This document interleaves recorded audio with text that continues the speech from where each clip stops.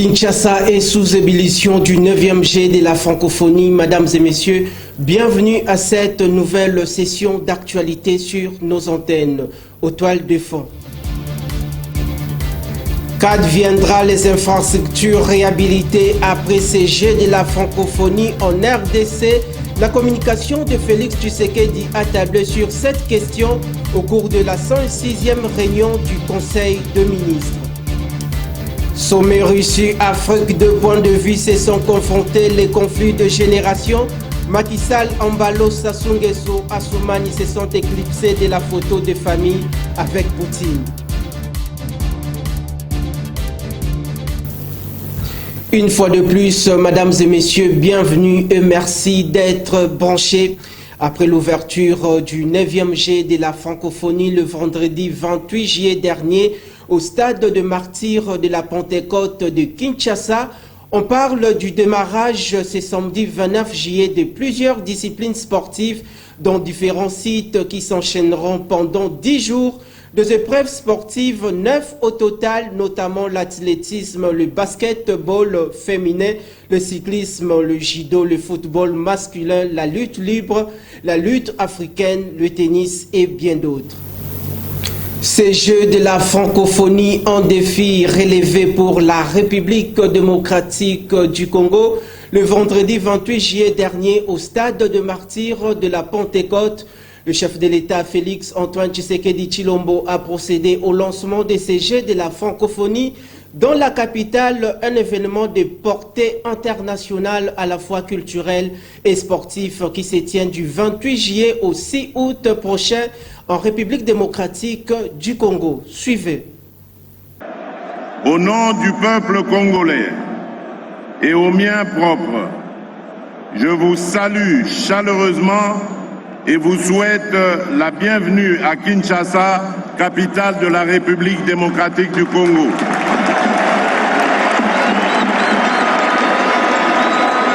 Mesdames et messieurs, chers jeunes francophones, nous ouvrons ce vendredi 28 juillet 2023 les 9e Jeux de la francophonie, événement qui nous donne encore une fois l'occasion de célébrer cette belle communauté qui nous réunit du nord au sud, d'est en ouest, grâce à la langue française que nous avons en commun. Aujourd'hui, le peuple congolais et moi-même sommes fiers et heureux d'accueillir les francophones venus des 4 coins du monde pour célébrer l'amitié, la solidarité et la complémentarité entre les peuples dans la diversité culturelle. Pour nous, Congolais, cette 9e édition des Jeux de francophonie est pleine de symboles forts. D'abord, ces Jeux représentent le symbole pour les Congolais et les Congolaises de la réalité, de la vitalité, de la famille francophone universelle. Et de l'autre côté, le jeune sportif congolais qui prennent part au 9e G de la francophonie porte l'espoir de tout un pays. C'est pour cette raison que ces derniers doivent travailler durement pour glaner des médailles qui fera le bonheur et la fierté de la République démocratique du Congo. L'appel de cette motivation de prise de conscience et de Godefroid Mwamba, leader engagé dans l'encadrement et la formation de la jeunesse congolaise.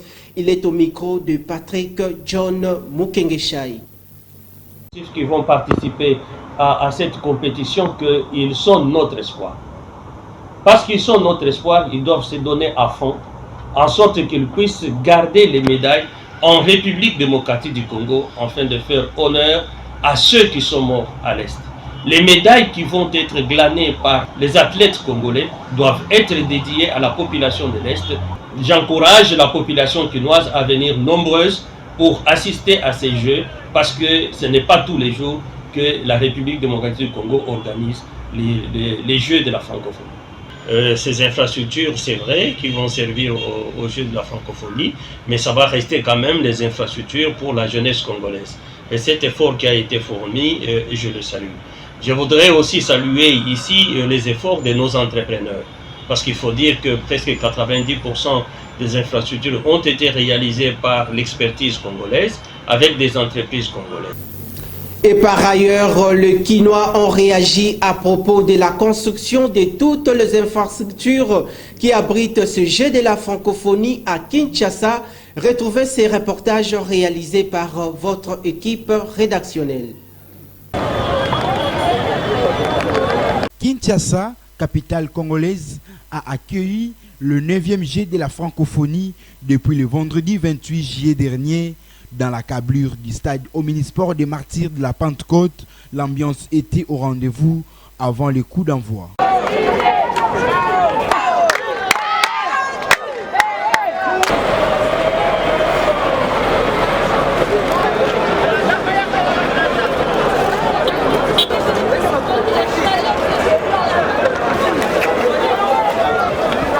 Après le combat de Ali et Forman, les Congolais prouvent un sentiment de joie de vivre cet événement de portée internationale. C'est pour la première fois en République du Congo de recevoir ce jeu ici des francophonies. En tout cas, nous sommes heureux de voir tous les pays du monde entier venir chez nous ici en RDC. Je suis vraiment joyeux, je suis content. En tout cas, j'ai félicite d'abord notre gouvernement qui a mis tout en place et toute la population congolaise. En tout cas, nos impressions sont bonnes par rapport à l'organisation de cette grande activité qui égorge beaucoup de pays francophones dans le monde entier.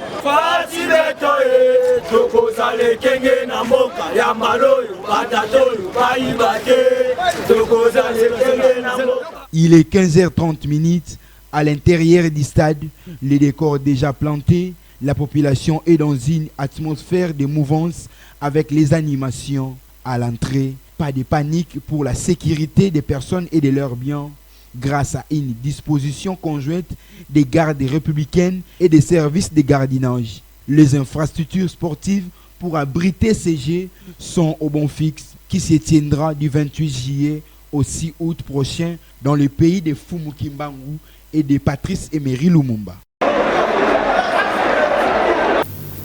Bien avant l'ouverture du 9e Jet de la francophonie dans la capitale congolaise, le président de la République, Félix Antoine Tshisekedi Tshilombo, avait présidé à la Cité de l'Union africaine la traditionnelle réunion du Conseil de ministres avec toute l'équipe gouvernementale. Sa communication a essentiellement porté sur la gestion de toutes les infrastructures après ces Jeux internationaux de la francophonie. Suivez Patrick Mouyaya, porte-parole du gouvernement. La communication du président de la République a d'abord porté sur l'organisation des Jeux de la francophonie avec la cérémonie inaugurale prévue ces jours. Le président de la République est revenu sur la gestion des infrastructures sportives après le 9e Jeu de la francophonie. Il a commencé en annonçant qu'il allait procéder ce vendredi à l'ouverture officielle de la 9e édition des Jeux de la francophonie. La ville de Kinshasa va donc jusqu'au 6 août prochain vibrer au rythme de ce grand événement sportif et culturel qui va constituer une véritable opportunité pour le peuple congolais en général et pour les résidents tant nationaux qu'étrangers de Kinshasa en particulier, de montrer à tous nos hôtes notre légendaire hospitalité, notre traditionnelle joie de vivre. Le président de la République a recommandé aux membres du gouvernement, comme à tous les Congolais, de se munir des drapeaux parce que ce jour est un jour que nous devons aussi consacrer à la célébration de notre drapeau national.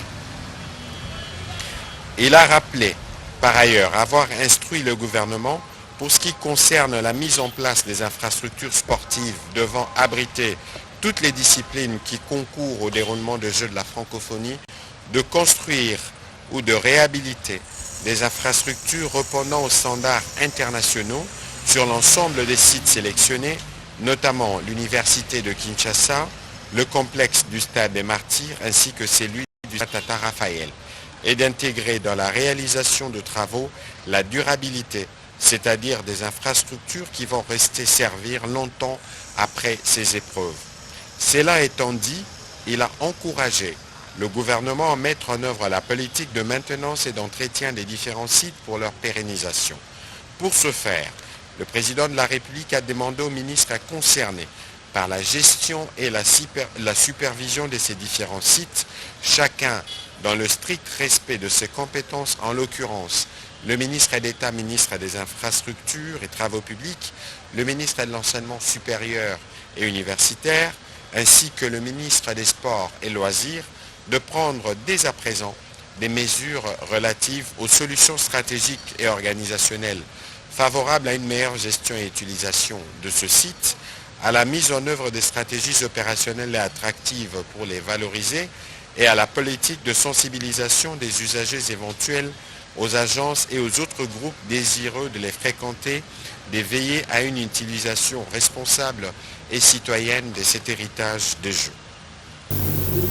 Et au cours de cette importante réunion du Conseil de ministres, le président de la République, Félix Antoine Tshisekedi Tshilombo, a fait le point sur les dossiers de l'acquisition des nouveaux bateaux industriels de pêche en vue de relancer toutes les activités de ces secteurs en République démocratique du Congo. Regardez. Le deuxième point de la communication du président de la République a porté sur l'acquisition des bateaux industriels de pêche. Le président de la République a rappelé que le gouvernement s'était engagé à redynamiser l'agriculture vivrière, industrielle et pérenne, ainsi que la pêche et l'élevage à travers l'axe 34 du plan d'action du gouvernement 2021-2023, notamment pour le secteur de la pêche, par l'exploitation et la transformation des ressources halieutiques locales, ceci en vue de faire face à l'insécurité nutritionnelle et de réduire l'importation massive de vivres frais. Afin de matérialiser cet engagement de doter notre pays des capacités de pêche accrues, des bateaux ont été commandés à cet effet. Le président de la République est revenu sur ces processus d'acquisition d'une flotte entamée par le ministère de la Pêche et l'Élevage qui devrait avoisiner le 15 bateaux.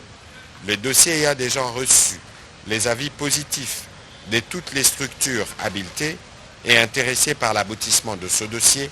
Le président de la République a invité le ministre d'État, ministre du Budget, ainsi que le ministre des Finances et de la Pêche et l'Élevage, chacun en ce qui le concerne, à veiller à ce que les modalités de contrat convenues soient respectées pour que ces bateaux puissent être livrés dans les délais. État et administration évoqués lors de la réunion du Conseil de ministres.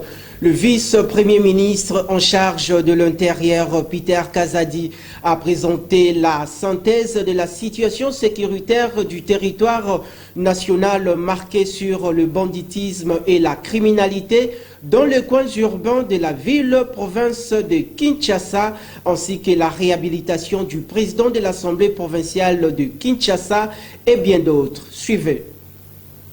Au chapitre de points d'information, le vice-premier ministre, ministre de l'Intérieur, Sécurité, Affaires coutumières, a présenté au Conseil l'état de l'administration du territoire national. Au cours de cette semaine qui s'achève, l'état d'esprit de la population a été marqué par l'enthousiasme de vivre l'ambiance du déroulement des 9e Jeux de la francophonie à Kinshasa.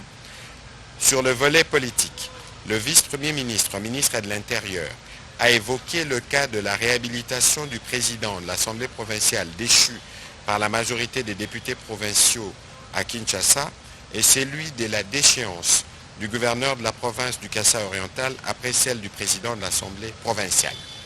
Il a également fait le point des préparatifs de la 10e session de la conférence de gouverneurs qui se tiendra à Kalemi en province du Tanganyika. Sur un autre chapitre, il a rassuré au sujet du banditisme et de la criminalité urbaine dans certaines agglomérations que les mesures sont prises chaque jour pour démanteler ces réseaux et décourager ceux qui s'adonnent à ces actes inciviques. Les résultats sont encourageants, à l'instar de la calmie relative qui a été constatée sur l'étendue de la ville-province de Kinshasa. Les services de sécurité et de défense ne vont ménager aucun effort pour assurer cette sécurité dans la ville. Revenons encore sur la communication de l'armée congolaise. Le FARDC porte à la connaissance de l'opinion nationale et internationale que les forces de défense rwandaises se définissent à entretenir l'insécurité dans la province du Nord Kivu et en sémant la terreur. Suivez le porte-parole des forces régulières de la République démocratique du Congo, le général Sylvain Ekenge. Consécutivement à notre communication du 19 juillet 2023 qui dénonçait les incursions annoncées de l'armée rwandaise sur le territoire congolais, les forces armées de la République démocratique du Congo portent à la connaissance de l'opinion nationale et internationale que les forces de défense du Rwanda, déterminées à entretenir l'insécurité au Nord Kivu, ont franchi ce jeudi 27 juillet 2023 à 9h la frontière congolaise entre les bornes 13 et 17 pour acheminer leurs renforts et continuer à déstabiliser et à violer intentionnellement l'intégrité territoriale de notre pays. À leur entrée, les militaires de l'armée rwandaise se sont arrogés le droit de chasser les paisibles populations congolaises de leur propre terre. Dans leur intervention, les éléments des forces armées de la République démocratique du Congo, chargés de la sécurité des frontières dépêchés sur le lieu, ont été attaqués par l'armée rwandaise. Les affrontements qui s'en sont suivis ont permis au FARDC de repousser les terroristes rwandais, auteurs de cette provocation intolérable, qui se sont repliés dans leur pays. Prenons à témoin, une fois de plus, la communauté nationale et internationale. Les forces armées de la République démocratique du Congo vont désormais répondre vigoureusement au coup par coup et exercer le droit de poursuite.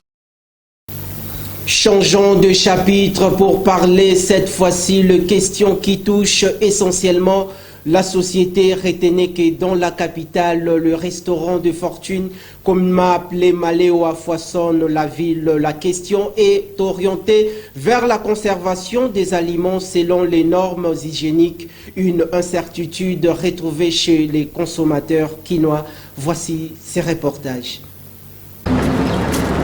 La santé n'a pas de prix, dit-on. À Kinshasa, les établissements commerciaux pour vendre des repas sont multiples, mais pour d'autres, l'hygiène n'est pas exigée et surtout pas préoccupante, car ils ne tiennent pas compte de ces activités et des conditions hygiéniques.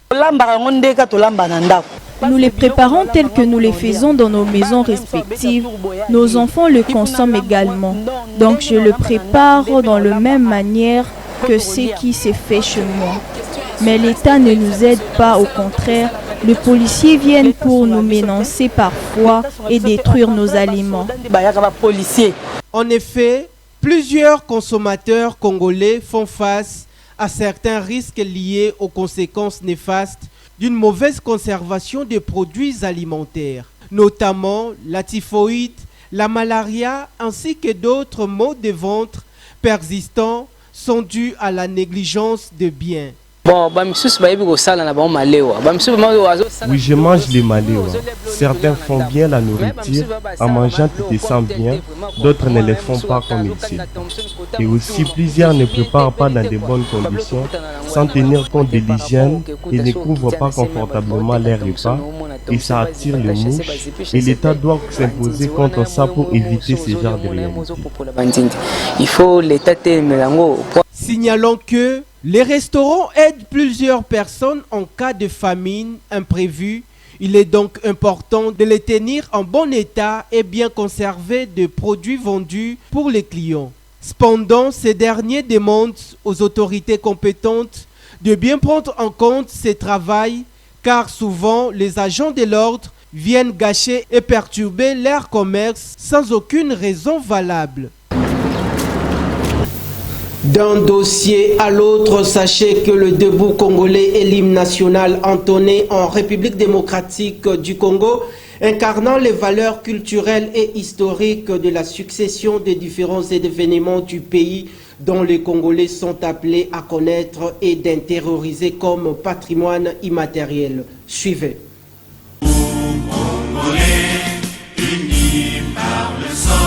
L'hymne national est un chant patriotique qui fait l'objet de la représentation d'un pays dans des cérémonies importantes de grande envergure. Il est symbole d'unité, de fraternité, victoire, sérénité, amour, harmonie, histoire et richesse que peut avoir une nation. L'hymne national qui est une chose de la patrie, donc du point de vue culturel, ça représente tout d'abord la nation tout entière. Il est dans le devoir de chaque citoyen de pouvoir être à mesure d'entonner correctement l'hymne national qui est un patrimoine immatériel de la culture congolaise. Si je pourrais faire la probabilité au-delà de 50%. Pourquoi? Parce que à l'époque, c'était une chose obligatoire à l'école. Ou bien il y avait aussi vers midi ou bien avant midi, il y avait des saluts au drapeau. C'était une obligation à l'école. Avant d'entrer au cours, vous devrez chanter l'hymne national. Mais maintenant, là, ça devient un peu compliqué. Je ne sais pas si combien des écoles qui le font encore. On ne change jamais l'histoire, dit-on. L'hymne national est l'historique de l'origine de tout un peuple qui retrace de génération en génération les exploits accomplis par son pays dans le passé. Rendons-nous en international. Deux points de vue se sont confrontés au cours du sommet Russie-Afrique. Le président burkinabé Ibrahim Traoré a exigé l'indépendance de l'Afrique et l'abolition de la mendicité auprès des impérialistes, une opinion recadrée par le président en exercice de l'Union africaine, Macky Sall. Retrouvez-les tour à tour. Mes générations se posent sont les suivantes, si je peux me résumer, c'est de ne pas comprendre comment l'Afrique, avec tant de richesses sur notre sol, avec une nature généreuse, de l'eau, du soleil en abondance, l'Afrique est aujourd'hui le continent le plus pauvre. L'Afrique est un continent affamé. Et comment se fait-il que les chefs d'État traversent donc le monde à mendier? Voici des questions que nous nous posons et que nous n'avons pas de réponse jusque-là. Nous avons l'occasion de tisser de nouvelles relations. Et j'espère que ces relations puissent être les meilleures pour donner un meilleur avenir à nos peuples. Ma génération me charge aussi de dire que, par ce fait de pauvreté, ils sont obligés de traverser l'océan pour essayer de rallier l'Europe. Ils meurent dans l'océan. Mais que prochainement, ils n'iront pas traverser parce qu'ils viendront devant nos palais pour chercher leur pitance quotidienne. Parce que je ne crois pas en l'aide en réalité. Et pour répondre à notre jeune frère, notre cadet, capitaine Traoré, président du Faso, l'Afrique, les chefs d'État ne sont pas venus ici pour mendier. Tout comme nous n'allons pas ailleurs pour tendre la main. Nous travaillons pour un partenariat d'égale dignité entre les peuples. C'est le même discours qu'on tient à Dakar, ici à Saint-Pétersbourg ou à Washington. Donc je pense que le combat de l'Afrique est d'abord un combat pour la dignité. Et ce combat, il transcende les générations. Je suis très heureux, moi, d'être à côté du président Museveni ou du président Denis Sassou Nguesso, qui ont été pour l'un des combattants de la liberté, pour d'autres, des modèles de résilience. Et chaque génération a son combat à mener. Le nôtre, c'est de combattre d'abord le terrorisme qui est en train de gangréner notre continent. Mais aussi, c'est de travailler pour le développement de notre continent. Et de l'autre côté, en rapport avec les coups d'État au Niger, le chef de la garde présidentielle a lancé le message à l'opinion nationale et internationale après avoir écarté le président de la République, Mohamed Bazoum, qui a été démocratiquement élu depuis l'année 2021 par le peuple nigérien. Suivez.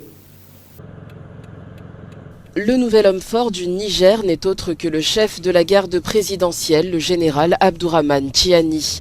Il s'est adressé au peuple nigérien ce vendredi, 2 jours après le coup d'État contre le président Mohamed Bazoum. L'action du CNSP est motivée par la seule volonté de préserver notre chère patrie face D'une part, à la dégradation continue de la situation sécuritaire de notre pays, et cela sans que les autorités déchues ne nous laissent entrevoir une véritable solution de sortie de crise. D'autre part, la mauvaise gouvernance économique et sociale. Dans son message à la nation, il a assuré à la communauté internationale que le CNSP est disposé à respecter tous les engagements internationaux pris par le Niger. Je réitère l'appel du Conseil national pour la sauvegarde de la patrie à la sérénité, au calme, à la vigilance et à un sursaut patriotique. Pour qu'ensemble, à l'unisson, nous puissions relever les défis sécuritaires, économiques, sociaux évoqués plus haut. À l'endroit de la communauté internationale, le Conseil national pour la sauvegarde de la patrie réaffirme sa volonté de respecter tous les engagements internationaux souscrits par la République du Niger ainsi que des droits de l'homme. Le général Tchiani, haut gradé réputé discret, commande la garde présidentielle depuis sa nomination en 2011 par Issoufou Mamadou, prédécesseur de Mohamed Bazoum. En sport, le Léopard boxe de la République démocratique du Congo séjourne à Yaoundé, capitale camerounaise, depuis le début de la semaine. Ces représentants de la RDC dans ces nobles arts vont participer au championnat d'Afrique des Nations de la boxe qui va démarrer ce dimanche 30 juillet 2023 au palais polyvalent de cette ville du Cameroun. Suivez ces détails de Patrick John Mokingishai. Tout est fin prêt pour ramener le médaille à la République démocratique du Congo. La déclaration est de Léopard Boxe de la RDC qui rassure quant à ce. Pour eux, rien n'est à craindre face aux autres pratiquants du noblard venus des 30 pays africains. Et pour participer à cette compétition. Tu peux préparer déjà.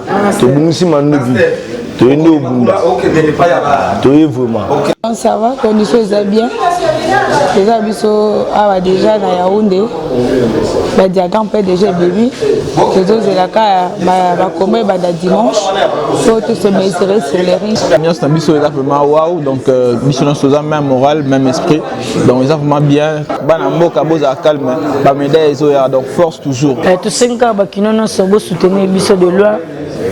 Pour m'embarquer au Zali, tu commis déjà le mena bitumba lobby, tu as pesé d'engagement dimanche makambo bitumba banda, tu sais que binoka soutien à makasi, moi encouragement ezara mingi, m'embarquer.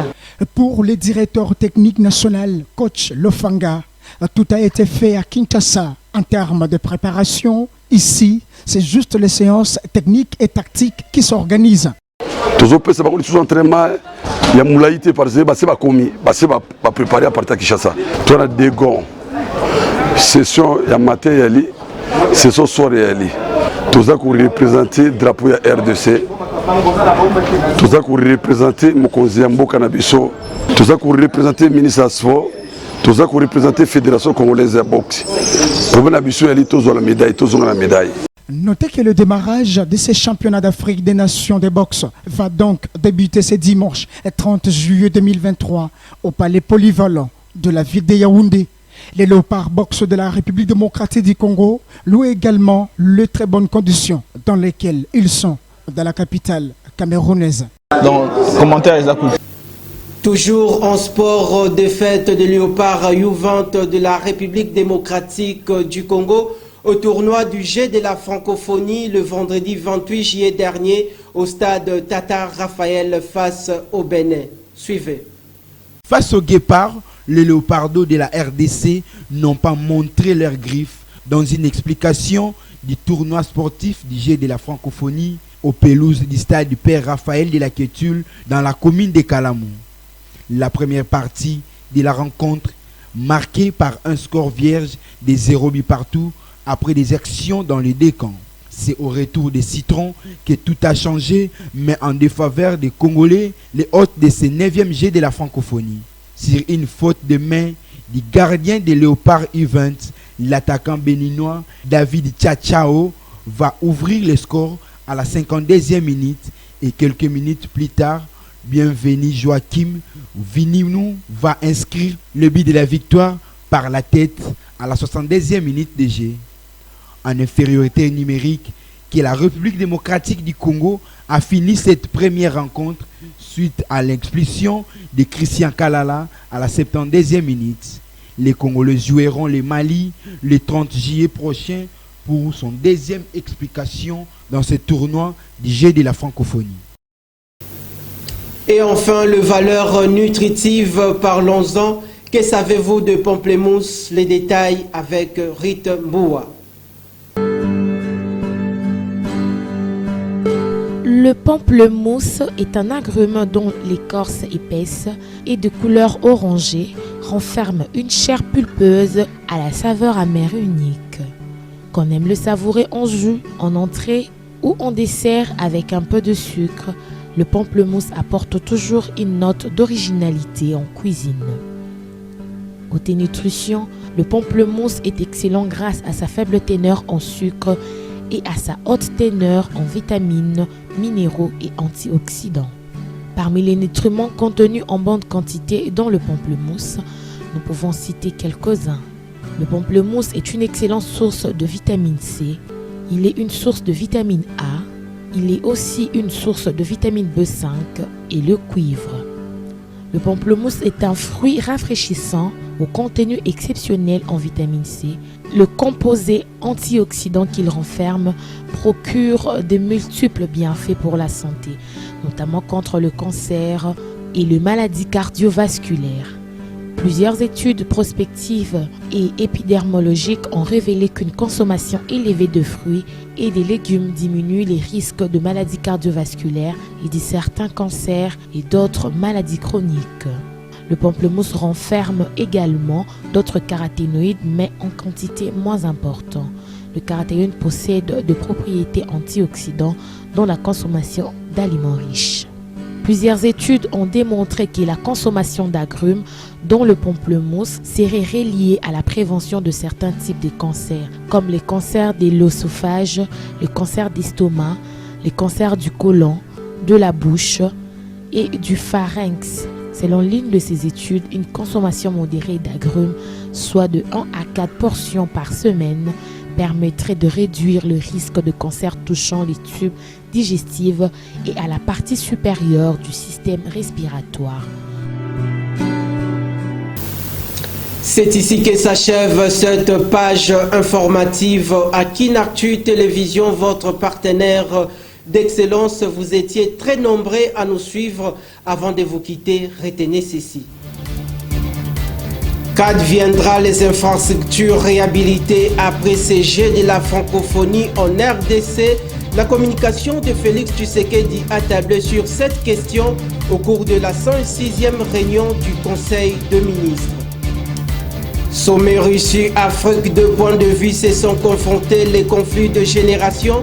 Macky Sall, Ambalo, Sassou Nguesso, Assoumani se sont éclipsés de la photo de famille avec Poutine. Merci infiniment de nous avoir suivis, mesdames et messieurs. Vivez le bonheur et les temps forts du 9e G de la francophonie à Kinshasa. D'ici là, portez-vous bien et bonne suite de programme.